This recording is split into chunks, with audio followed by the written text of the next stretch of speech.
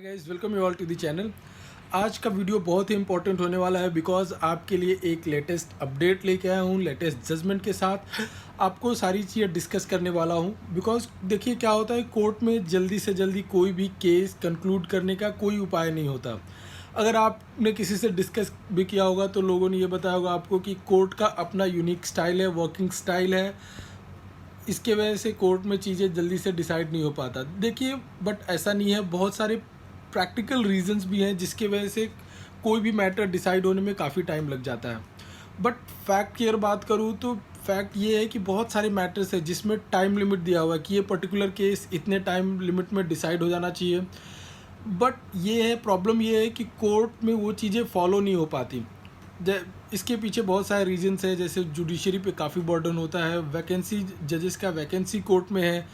तो इनफैक्ट जो एडवोकेट्स हैं वो क्या करते हैं कि किसी डेट पे उनको डेट ले लेना होता है, डेट ले लेंगे, कुछ रीजंस भी होते हैं, कभी कभी वो ले लेते हैं ऐसे ही।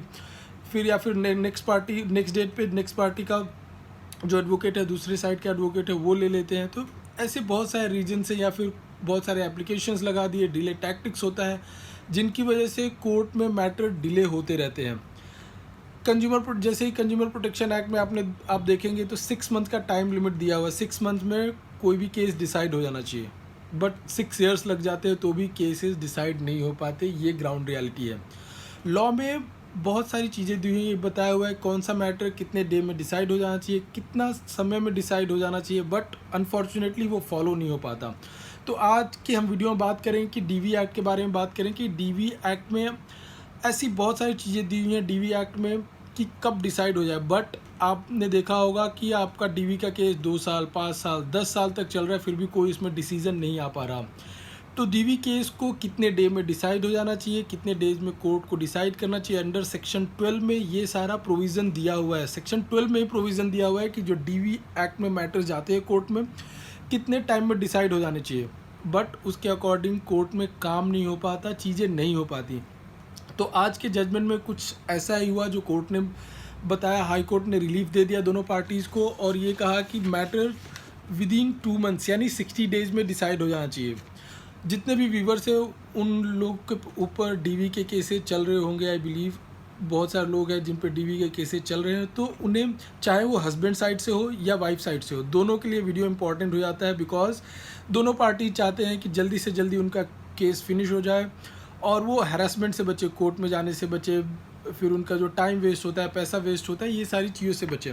इनफैक्ट एक फ्रेंड का मैं अपना केस लड़ रहा हूँ, उसने 2019 में केस फाइल किया था, बट आज तक उसे कोई रिलीफ नहीं मिल पाया, उसे इनफैक्ट इंटरिम मेंटेनेंस भी नहीं मिल पाया। रीज़न चाहे जो भी हो, बट डिले तो होता है। तो जजमेंट में बताने वाला हूँ, दोनों पार्टीज़ के लिए बहुत इंपॉर्टेंट होने वाला है। तो चलिए वीडियो स्टार्ट करते हैं। वीडियो स्टार्ट करने से पहले I would like to request, अगर आपने अभी तक चैनल को सब्सक्राइब नहीं किया तो please subscribe the channel and video को लाइक और शेयर करना ना भूलें। बिकॉज आपके लिए डेली में कुछ ना कुछ अपडेट लाते रहता हूँ, लेटेस्ट जजमेंट लाते रहता हूँ, सो दैट आप अपडेटेड रह सके और अपने केस में इस चीज़ का हेल्प ले सके। तो जो पिटिशनर था उसने 11 नवंबर 2021 में डीवी एक्ट में केस फाइल किया था और उसके बाद जो समन्स होता है 20 दिसंबर 2021 को नोटिस इशू हो जाता है अपोजिट पार्टी को। बट उसके बाद एप्लीकेशन पे कुछ नहीं हो पाता, कोई काम नहीं हो पाता।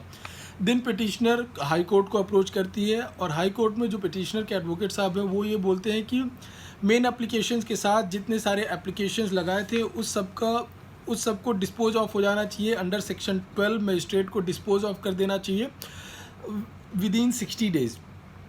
बिकॉज सेक्शन 12 इसमें फॉलो नहीं हुआ है, इसलिए हमने हाई कोर्ट को अप्रोच किया है। ये जो वकील साहब थे पिटिशनर के, उन्होंने कहा, हाई कोर्ट ने ये कहा कि सेक्शन 12 क्लॉज 1 में मजिस्ट्रेट को from the date of institution of the suit within 60 days जो भी एप्लीकेशन है वो डिस्पोज ऑफ करने का ट्राई करना चाहिए। 6 मंथ्स हो गए हैं बट इसमें कोई भी फर्दर एक्शन नहीं हुआ है इस केस में। तो हाई कोर्ट ने कहा कि 2 वीक में पूरा मैटर डिस्पोज ऑफ हो जाना चाहिए, साथ में जितने भी एप्लीकेशंस लगे हैं वो सारे डिस्पोज ऑफ हो जाना चाहिए। तो ये एक बहुत ही अच्छा डिसीजन है, एक बहुत ही इंपॉर्टेंट जजमेंट हो जाता है आपके लिए। बिकॉज अगर आप ऐसे केस फेस करें तो आप इस जजमेंट को, इस जो हाई कोर्ट का जजमेंट है इसे अपने केस में यूज़ करके हाई कोर्ट को अप्रोच कर सकते हैं, या फिर ट्रायल कोर्ट में भी आप ये जजमेंट को यूज़ करके अपने केस को जल्दी से जल्दी डिसाइड करा सकते हैं। अगर इस जजमेंट की बात करूं तो ये जजमेंट है कर्नाटका हाई कोर्ट का, Rajamma H versus Thimmaiah B, और ये रिट पिटीशन नंबर 11265/2021 और 9 जून 2022 का ये डिसीजन था। Thank you.